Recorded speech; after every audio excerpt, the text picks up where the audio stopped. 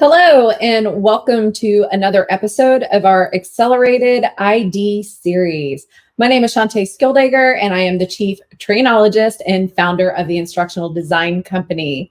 So today we're going to be talking about creating a 90-day action plan to help you develop your skills as an instructional designer.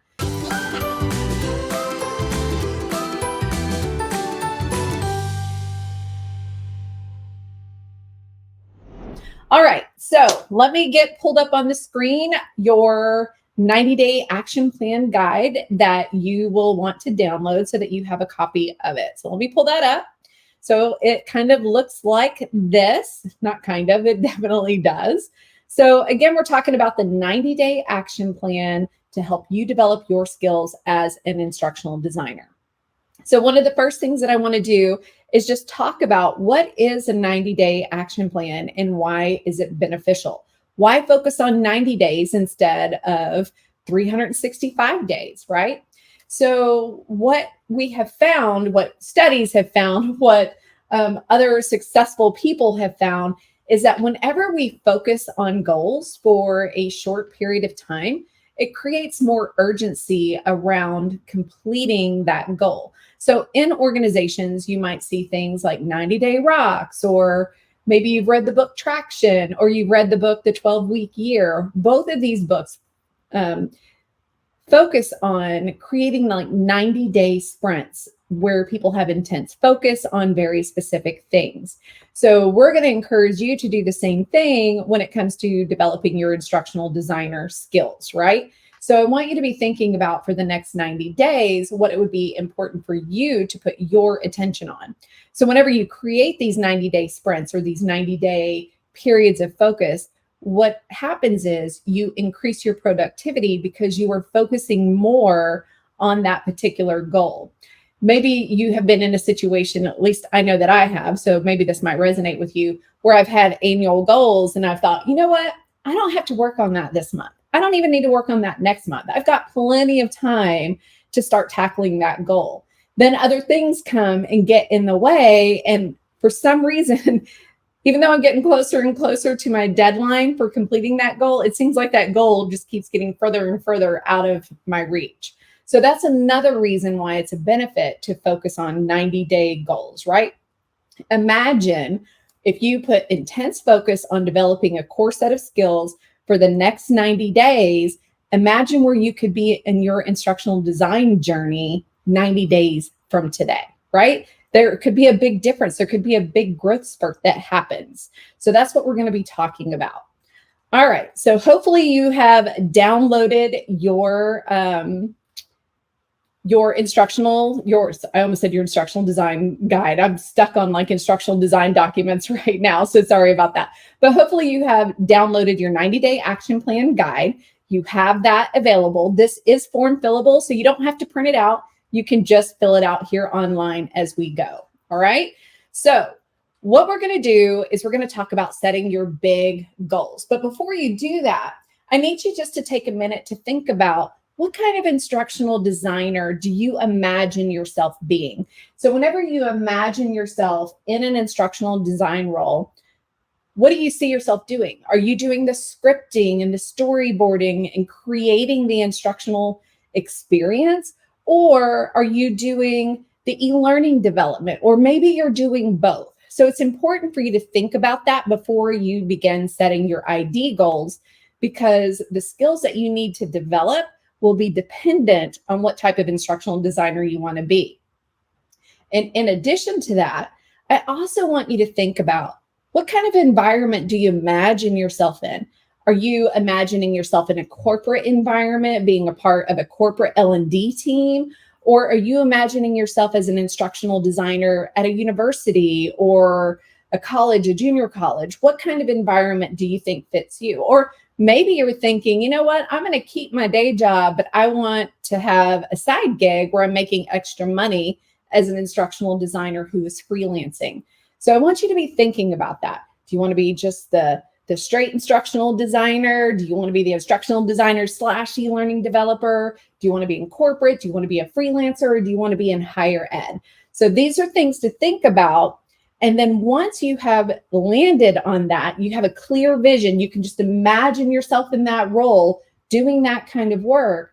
What you would then do is identify your top 3 big instructional design goals, right?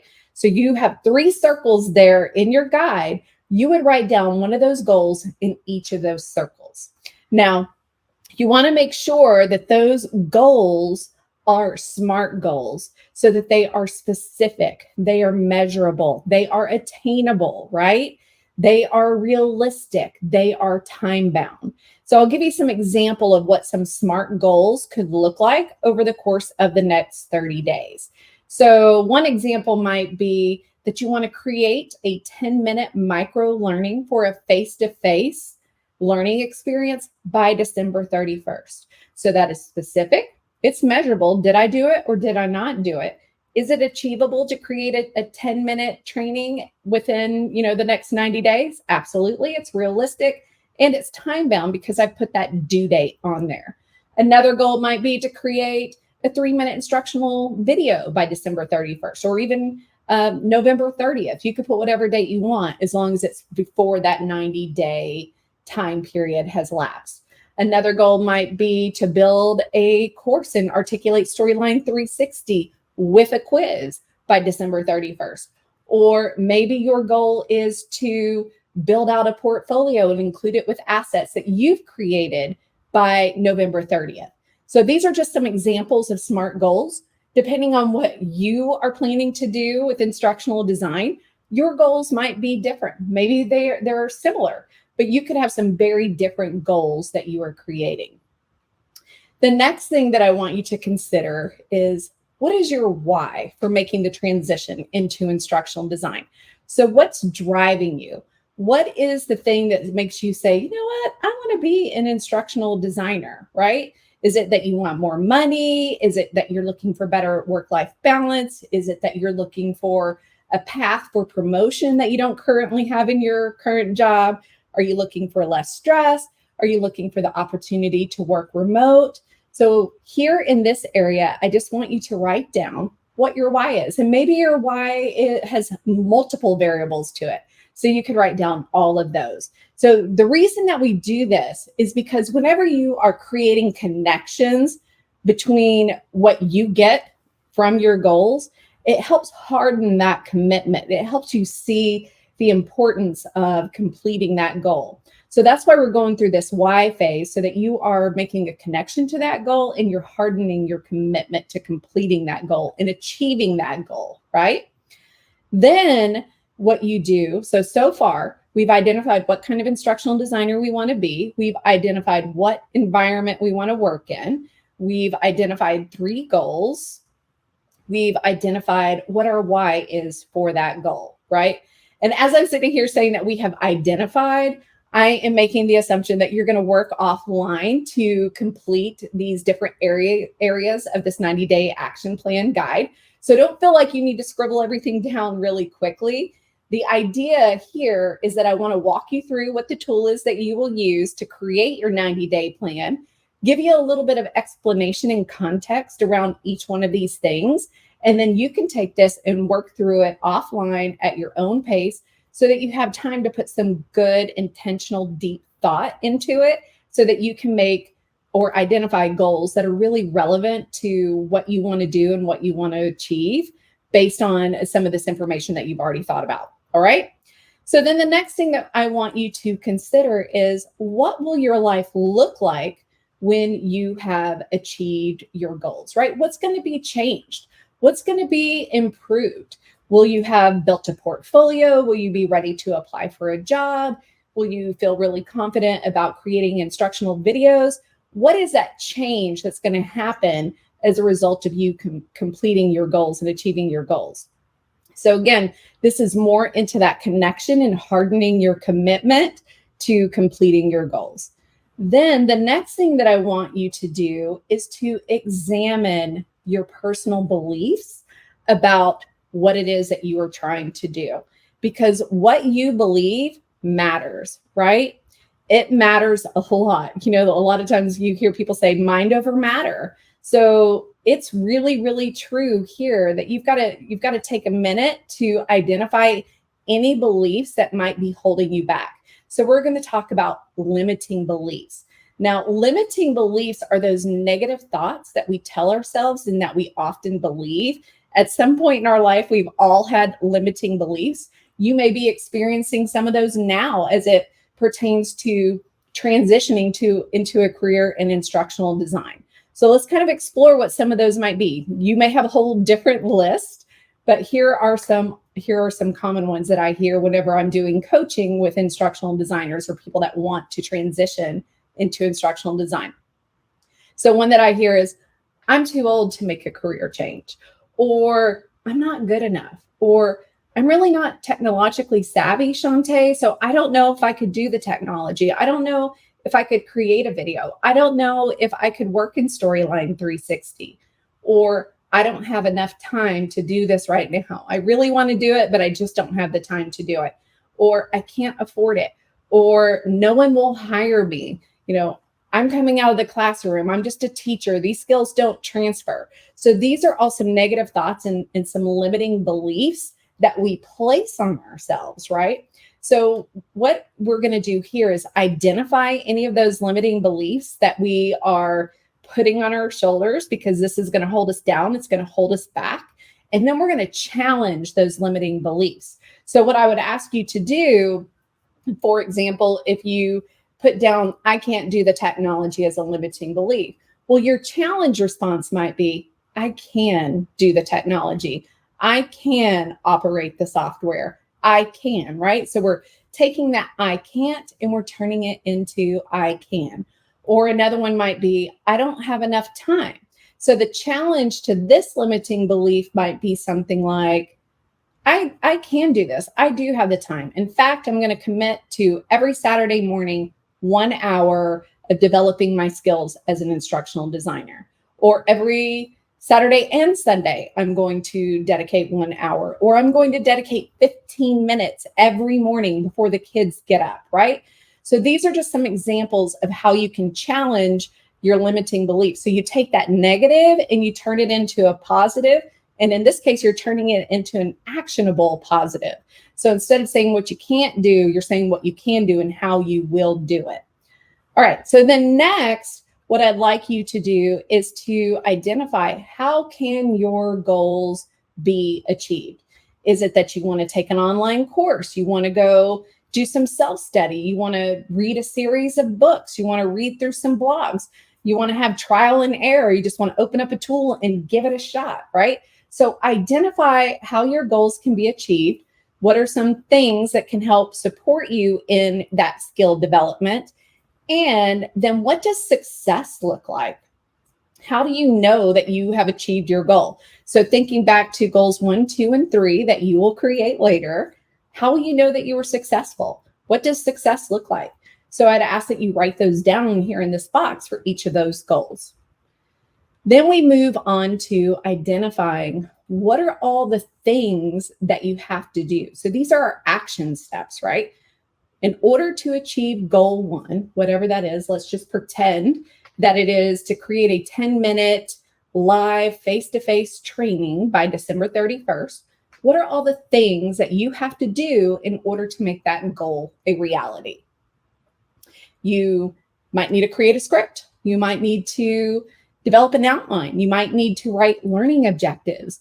You might need to complete a course on PowerPoint slide design, or on Prezi slide design, or on Google Slides slide design, right? So you would list the things that you know that you would need to do in order to achieve that goal. And then the same thing for goal 2, and then the same thing for goal 3. So you're listing out all the actions that you would need to complete in order to successfully complete and achieve the goals that you have identified. Then on this last page, this is where all the magic happens, my friends. This is where we take all of the work that we have put into creating our action plan and we make commitments to it, right? So now we're going to say goal 1, create a 10-minute live face-to-face training by December 31st. Here, this under actions and milestones, That's where I'm going to list all of those things that I have identified that I need to do. And I'm going to put a due date next to each one of those. So if it is that I need to complete a PowerPoint course, I would put that on there and I would say, okay, if I want to have this training done by December 31st, I know that I need to learn how to use PowerPoint. Then I'm actually going to have to build in PowerPoint. So I need to back up that date early enough that it gives me time to complete the course and then apply what it is that I have learned, right? So maybe I put a due date of November 1st on that. If I'm going to identify learning objectives, maybe I put learning objectives on that and I say October 31st or November 1st, whatever it is. So you go through and you take all of those actions that you've identified that you need to take, you list it under the actions and milestones, you put the due date there next to it. When it's complete, you mark it done. You put a nice little check mark in that box. It feels so good to me just to check things off whenever I'm done. So you'll do that. And then fun, right here at the bottom, we have a progress chart. So what percentage of progress have I completed by completing one of these actions? So again, if one of my actions was to create the learning objectives, then what I would do is I would shade in now the percentage of my progress. So maybe that gets me 10% closer to completing my goal. Or maybe it was something big like a course or building the slides in PowerPoint. So maybe that gets me 30% closer to completing my goal. So you'll just shade it in here as you go so that you have a visual that is indicating how you are performing against achieving your goal. And again, you would complete the same things for goal 2 and goal 3. And look, if you want to have more than 3 goals, you can have more than 3 goals. Or if you've only got 1 goal, you can have 1 goal. So what I like to tell folks is that your instructional design journey is your journey. It's not a competition. So if, your friend Katie is working on 5 goals, but you've only got space in your life for 1, then you just work on that 1 goal. The driver behind this is that you are making incremental progress towards achieving your bigger goal. So earlier, whenever I asked you to think about what kind of instructional designer do you want to be? What kind of environment do you want to work in? So what you're doing here is that you're making that vision a reality. Some people can do it faster than others. Some are going to have to do it a little bit slower because they've got kids or they're taking care of a family member. They're working full time, maybe even working 2 jobs. The holidays are coming up. So there's all kinds of things that could be a factor in how quickly you can progress through some self-work here. But again, it's making a plan and it's working that plan, right? So make your plan. Think about what kind of instructional designer you want to be, what kind of space you want to work in.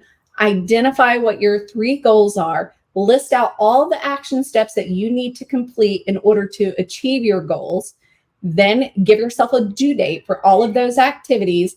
Mark them down when they're complete, and then do it again at the end of 12 weeks, right? So if you keep doing this every 12 weeks, picture where you could be in 6 months or 9 months, or even just in 3 months, right? There's going to be growth whenever you are being intentional about your skill development in instructional design. All right, my friends, hopefully you found this useful. Hopefully you were able to download and use the action plan guide. If for some reason you weren't able to get it, just send us a DM and we'll be happy to help you with that.